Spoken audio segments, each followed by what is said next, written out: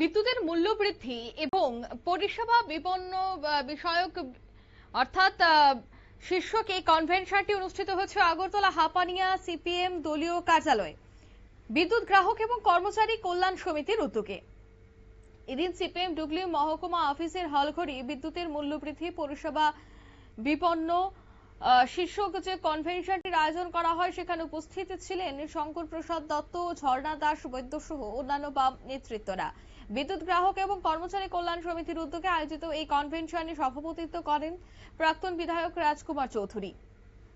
সংশ্লিষ্ট সংগঠনের দাবি বর্ধিত বিদ্যুতের দাম প্রত্যাহার, সুলভ মূল্যে বিদ্যুৎ সরবরাহ, গ্রাহকদের স্বার্থ বিরোধী বেসরকারি হাতে বিদ্যুৎ ক্ষেত্রকে তুলে দেওয়া বন্ধ করা, বিদ্যুৎ আইন সংশোধনী বিল 2025 অবিলম্বে বাতিল করা, এই সমস্ত বিষয় নিয়ে তারা এই কনভেনশনটির আয়োজন করে। কনভেনশন থেকে কি বলছেন বাম নেতা শঙ্কর প্রসাদ দত্ত শোনাবো।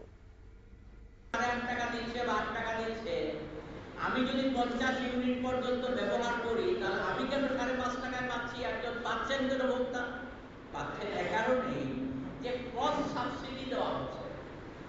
50 ইউনিট বিদ্যুৎ কে ব্যবহার করে ত্রিপুরা রাজ্যে? কে ব্যবহার করে 50 ইউনিটের নিচে? 50 ইউনিট মানে কি? বড় দূরে একটা বাল্ব জ্বলবে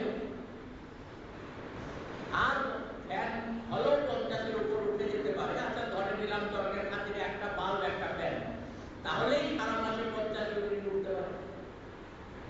তাহলে এটা কে ব্যবহার করেন? সবচেয়ে গরিব মানুষ তিনি ব্যবহার করবেন 50 ইউনিটের নিচে। তাহলে সেই মানুষটার কথা চিন্তা করে ভারতবর্ষে এই ব্যবস্থাটা ছিল। শুধু ত্রিপুরা রাজ্যে নয়, ভারতবর্ষের অন্য রাজ্যগুলোতেও ছিল যে এই ক্রস সাবসিডি অর্থাৎ সমাজের মধ্যে সবচেয়ে যে গরিব মানুষ সেই গরিব।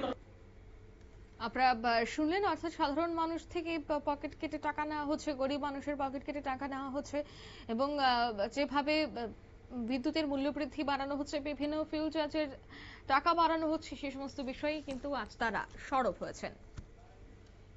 নিয়ে নিচ্ছি ছোট একটি বিজ্ঞাপন বিরতি, সঙ্গে থাকুন।